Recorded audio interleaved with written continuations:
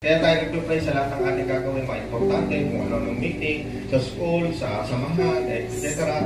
Diba, company, opening prayer. Bakit? Ina-acknowledge mo si Lord, Lord, wala talaga kami magagawa na mahusay, katagumpay kung hindi mo kami sasamahan. Kasi napakalinaw na salita mo, Lord. Pag hindi ka kasama, wala talaga kami magagawa. Useless, kulang ang aming effort mangyayari. Apart from you, we can do nothing. Hindi galing! Sabihin mo, hindi galing!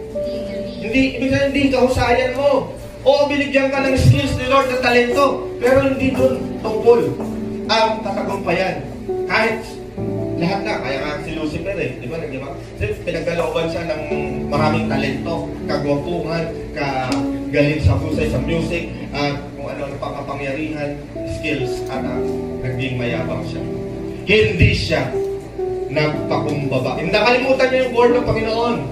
Kapag humiwalay ka saan, kahit gano'ng makahusay, wala ka na magagawa. Bagsak ka, ibabagsak kita. Pag nakalimutan mo, magpakumbaba. Kaya ang Diablo, ang pinaka hindi niya kayang kopyahin ay magpakumbaba.